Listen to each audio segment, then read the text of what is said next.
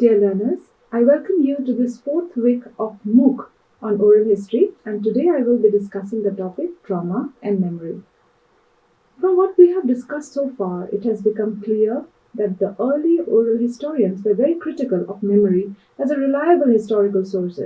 However, developments in the later period resulted in the acceptance of the peculiarities of oral history. Memory is understood not as a passive storehouse of facts, but as an active, creative, and reconstructive process. Remembering involves selecting, ordering, and narrating past experiences within specific social, cultural, and narrative frameworks. As scholars like Alejandro Portelli and Enid Khan argue, memories are contingent, discursive, and shaped as much by the present as by the past. Let us look into the next theme, which is conflict. Oral history, according to Alejandro Portelli, is a very complex form where many perspectives, narratives, and ideologies come together to create a shared memory. This layered memory reveals tensions in the past being remembered and also reflects conflicts that continue in the present. The memory of the turbulent past have made the oral historians aware of the potential of oral narratives in recording the changes and conflict.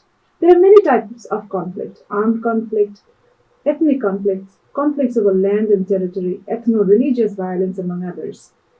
Northeast India is familiar to all these types of conflicts and it has impacted a heavy chunk of population since the 1950s. While the historians aim to understand the nature of conflict to analyze the patterns of conflict as they emerge in narrative form, they also aim to probe the silences that fragments narrative and prohibits the transmission of stories of pain and trauma dipped in historical memory. What role does oral history play in conflict situations? Oral history offers an alternative for those affected by violence to create their own narratives. In conflict situations, parties involved in the conflicts have a narrative and a counter-narrative that reflects their politics and ideologies. Very often, the dominant discourse prevails in such situations. However, oral history provides the chances to the victims as well as the perpetrators to tell their side of the stories. We now move on to the next subtheme, which is memory and trauma. Trauma studies have developed as a significant subgenre in oral history practice, which encompasses the collection and analysis of histories of extreme human experiences, sometimes termed crisis oral history. Accounts of genocide, war, terrorism, physical and sexual violences, imprisonment and torture, forced flight, as well as of natural and man-made disasters are now a legitimate and growing field within oral history practice.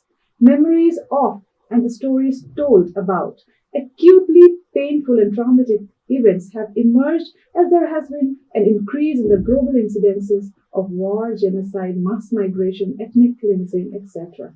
These incidents have attracted a large number of attention with regard to its consequences, not just on the survivors, but also on the perpetrators. In the global south, memory and trauma studies are vital for an understanding of the post-colonial and post-conflict societies, which are shaped by colonialism, violence, and injustice.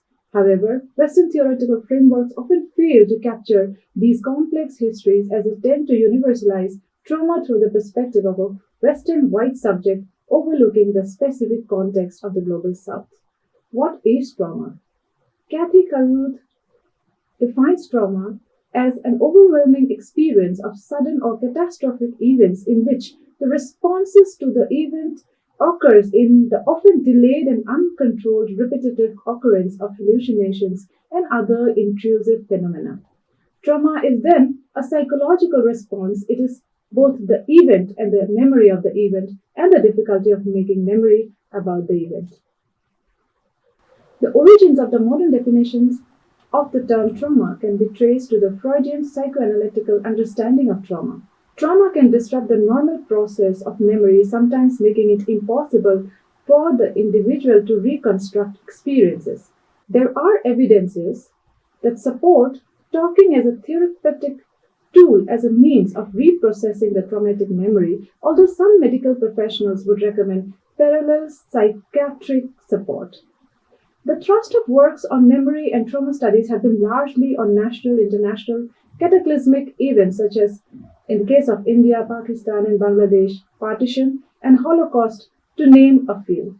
Some examples of creative works that have emerged from these cataclysmic events, which have been inherently focusing on individual trauma and memories of central characters, involve the works of Atia Hussein's Sunlight on a Broken Column, Nayanika Mukherjee's The Spectral Wound, Sexual Violence, Public Memories, and the Bangladesh War of 1971, among others. The partition also laid bare gendered vulnerabilities. When one looks at autobiographies, memoirs, and other forms of nonfiction that emerge from areas such as Kashmir, Northeast, Punjab, and Bengal, they narrativize individual instances of memory and trauma.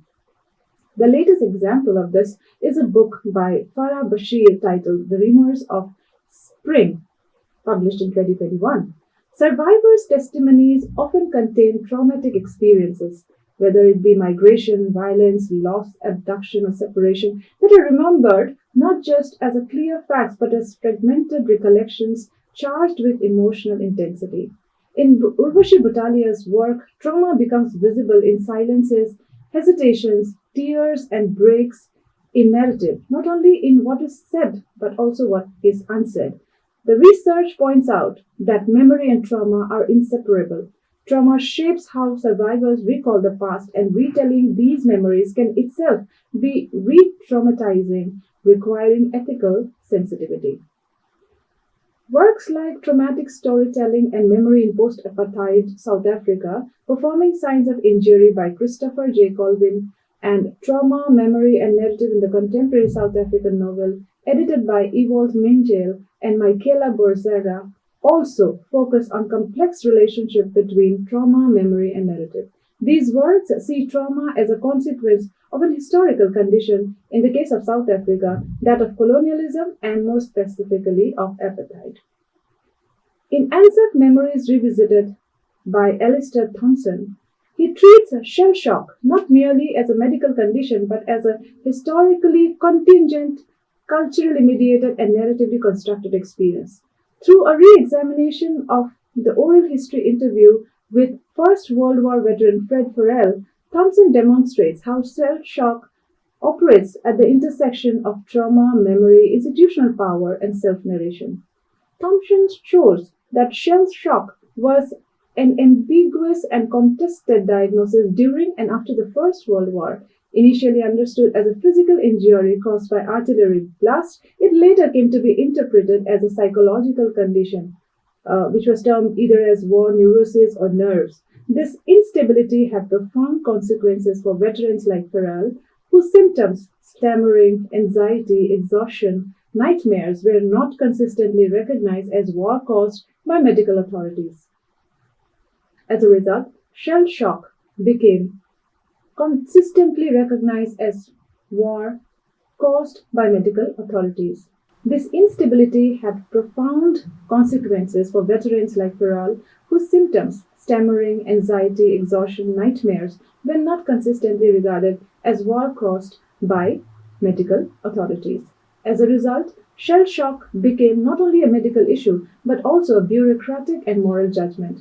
In his analysis, Thompson demonstrates how shell shock was systematically marginalized within official narratives of Anzac heroism. The celebratory Anzac legend privileged stoicism, masculinity, and endurance, leaving little space for psychological vulnerability. For Farrell, this meant decades of silence and rejection. His shell shock experience did not fit dominant national memory, leading him to suppress his war identity and avoid commemorative rituals. Thompson argues that this disjunction between lived experience and public memory intensified the trauma rather than resolving it. Thompson treats trauma not simply as an extreme event, but as an experience that disrupts conventional memory formation. Trauma often results in long periods of silence, and through Farrell, we get to know the difficulty of openly articulating psychological suffering during or immediately after the traumatic incident. Instead, memories of trauma were suppressed due to stigma surrounding mental illness, expectations of masculine endurance, and dominant heroic Anzac ideals.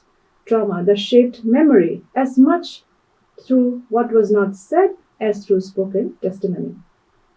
Let us move on to the next sub-theme, which is healing and reconciliation.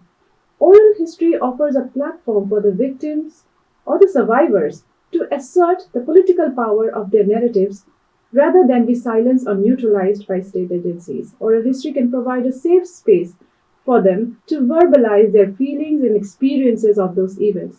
At the same time, the oral historians can offer a patient ear and believe in the words of the narrator. Oral history may not be the ideal medium for helping survivors deal with their memories. However, in some cases, it may help a survivor make some meaning out of an event. As Kathy Caruth explains, trauma is always the story of a wound that cries out, that addresses us in an attempt to tell us of a reality or truth that is not otherwise available. The wound here signifies a psychic injury that remains unresolved, while the act of crying out points to trauma's compulsive need to be expressed. However, this expression is often fragmented, repetitive, or marked by silence because the traumatic event resists complete representation. For Caruth, trauma addresses us not simply as a personal memory, but as a call to listeners, readers, or witness to engage with a truth that cannot be accessed through conventional historical or narrative forms. This trauma becomes a way of knowing, one that reveals a reality not otherwise available. It exposes limits of language, linear history, and rational explanation while simultaneously insisting on being heard. In this sense, Caruth's formulation underscores the ethical responsibility of listening to traumatic testimony, recognizing its meaning that lies not only in what is said but also in what remains unspeakable. Identifying signs such as silence, fragmented speech, and physical reactions like trembling or weeping, and understanding phenomena such as frozen memory and psychic defense helps in interpreting traumatic narratives. The psychoanalyst Ghislaine Bollinger has written about active witnessing in the context of oral history and trauma, noting that the interviewer as moral witness provides validation to the survivor merely by listening to a story that the narrator has hitherto found too difficult to tell, countering in some small ways the social isolation engendered by the fear of speaking. Bollinger's concept of active witnessing foregrounds the relational and ethical role of the interviewer in trauma narratives. Drawing from psychoanalytic practice, she argues that the traumatic experience often remains unspoken due to fear, shame, or social silencing. In this context, the interviewer functions as a moral witness whose attentive and empathetic listening validates the survivor's experience. This act of listening is not neutral. It helps counter the isolation produced by trauma by acknowledging the narrator's suffering and affirming the legitimacy of their story. Even when testimony does not lead to immediate political change, it can be therapeutically and ethically significant by enabling survivors to begin articulating experiences that previously were unspeakable. Louisa Passerini, while attentive to the subjective and emotional dimensions of memories, situates oral testimony more explicitly within historical consciousness and political struggle. She does not idealize testimony as inherently emancipatory, but she recognizes that storytelling and testimony can and does have significance in struggles for justice and contemporary politics. Daphne Patai is particularly critical of the assumption that speaking about trauma is always empowering. Meanwhile, feminist scholars highlight how trauma that has been silenced by stigma, gender norms, and institutional neglect can be addressed by creating safe spaces for survivors to express pain and loss which is inherently missing from official archives. Being heard by a compassionate interviewer can also contribute to survivors' healing. Urvashi Bhattalia explicitly links the act of remembering and telling stories to beginning processes of healing and forgetting, pointing out that trauma continues when silence persists. And now to move on to our last sub-theme, silenced or marginalized memories. Official records have always privileged some voices over the other, which Alan Confino terms as memory from above. He uses this term to describe forms of collective memory that are constructed, promoted, and institutionalized by powerful authorities such as the state, political elites, cultural institutions, or official bodies. Individuals and communities may be trapped in what Leni Hansen calls silent dilemmas. where they may feel the need to remain silent as speaking may endanger them. Silence may appear to be a choice, Hansen argues, but they are more likely to be imposed by structures, practices, traditions, and discourse, as well as poverty and social exclusion. Importantly, some silences are the result of silencing, which may be due to institutional biases, oversights, or exclusions, both accidental and intentional, or to self imposed censorship or lack of attention. While silences, individual or collective, can indicate a forgetting of an incident or an event, this is not the only interpretation. Silence marks the recollection of trauma inflicted memories by the victims and survivors of war, genocide, mass murder, rape, etc. Oral history gives emphasis to these silences. The oral historians use this as a tool to present the trauma faced by the survivors, states Sherry Thompson, while emphasizing the significance of silences and pauses in the narration. Selective memory and forgetting essentially becomes thus a part of the trauma narratives in oral history as the desire of the informant to bury the past that was frightening and of an uncertain future looms large in their mind. Silences are complex sites of intersecting tensions. As Carol Kidron points out, silences, particularly those surrounding difficult past or violent traumatic past, can be sites of communication. Indeed, silences can be understood as the ultimate example of acknowledgement and remembrance. John Robinson has pointed out to the silence in oral narratives of trauma and guarded as secrets as such experience produce shame, anger, often guilt in the victims. The Western feminist oral historians have treated silence as a choice or a strategic refusal, while the Indian counterpart treats silence as a historically produced condition shaped by patriarchy, communal stigma, fear of social boycott. Different cultural traditions may also shape the way survivors speak about traumatic experiences. While studying the women survivors of the Rwandan genocide, Jenny Burnett observed an initial urge to speak, followed later by greater reluctance as women chose to share their stories only on their own terms. She interprets this selective silence as an expression of agency and a way to reclaim dignity.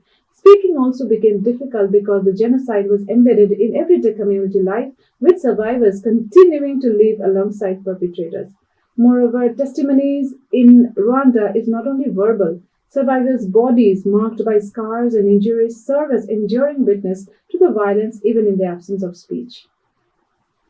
Gluck argues that feminist oral history redefines what counts as historical knowledge by foregrounding women's lives, emotions, and everyday experiences. Similarly, Indian feminists insist that histories of events like partition or political violence remain incomplete without women's voices. Feminist oral historians in India have played a crucial role in rethinking how history is written and whose experiences are considered historically significant. Official archives and nationalist histories often reduce partition to political negotiations, borders, and statistics of displacement and death. Such records frequently silence the experience of women, lower caste communities, or refugees, and ordinary people. Feminist oral historians such as Urvashi Butalia, Ritu Menon, Kamala Bhasin, and also others have used oral testimonies to recover these neglected perspectives, revealing how violence, displacement, sexual assault, loss, and survival is experienced at the intimate personal level. Oral history interviews with partition survivors have significantly shaped our understanding of memory and trauma. These narratives show that memory is fragmented, emotional, and sometimes contradictory, challenging the idea of a single authoritative historical truth by incorporating multiple and often conflicting voices. Partition historiography, based on oral narratives, exposes the limitations of conventional history and highlights how trauma is remembered differently across gender, caste, class, and community. Urvashi Butalia's work, The Other Side of Silence, is a collection of testimonies of survivors, especially women, Dalits, and other marginalized groups whose voices were historically excluded or silenced in official records. Rather than relying solely on state documents or political narratives, she collected the interviews of survivors that were omitted or sanitized in official histories. Her work underscores the idea that history cannot be complete without listening to the subjective experience of those who lived through traumatic upheavals. Achal Malhotra's work, Remnants of a Separation, expands oral history theory by showing that memory and trauma can be embodied in objects, not just spoken testimony. Both Urvashi Butalia and Achal Malhotra engage with the idea that trauma is not only individual but also collective and intergenerational. Partition's violence affected the whole communities and shatters social bonds. Oral histories captures the shared experience of violence and displacement, shaping collective memory. With regard to the intergenerational impact, Butalia, Menon, Malhotra, and the Partition 1947 project, among others, make attempt to trace the memories by interviewing multiple generations across families. Indian feminist oral historians extend trauma studies to examine how trauma lives on in descendants' identity and cultural memory. Founded by Gunita Singh Bhalla, Partition 1947 Archive is a non-profit oral history organization which has documented oral histories of partition witnesses. Ritu Menon in her work Border and Boundaries, How Women Experienced the Partition of India, show that many women's traumatic experiences were historically silenced or marginalized in political accounts of partition. By centering women's voices, the book reveals how trauma was not only endured but also negotiated and remembered in personal, social, and familial contexts. It documents ritualized and communal violences that targeted women's bodies as symbols of honor, including abduction, rape, and forced marriages during mass migrants. The works of Bhalla, Urvashi Butalia, Ritu Menon, and others enable the recreation of history for those whose voices would have been lost in the debris of the grand narrative. Partition literature as a genre also contributes to the documentation of voices less likely to be heard in the form of stories. Oral history has played an essential role in emphasizing the centrality of the wounded, mutilated, and desecrated body in personal recollections of the terrible past. In the most powerful instances, such corporeal references become not just a dry acknowledgement of the cruelty of war, but a deep, unresolved expressions of the necessity and yet impossibility to comprehend and communicate such absurd tragedies. In the end, we can say that despite the limitations and flaws of using memory to reconstruct the past, one can be certain of arriving at a probable truth. As James Young states, whatever fictions emerge from the survivor's account are not derivations from the truth but are part of the truth in any particular version. The oral narratives of trauma showcase the gaps in official or mainstream history and at the same time gives emotion an upper hand. It offers new insights as Dipesh Chakravarti says that the narrative structure of the memory of someone who has undergone a traumatic experience is different than conventional historical narrative. Mark Roseman reiterates in his arguments, stating that the inaccuracies in the testimony of a survivor of Holocaust helped to illuminate the very process of memory which we seek to understand. Thank you so much, dear listeners, for going through this particular lecture. I hope you will love this. Thank you so much.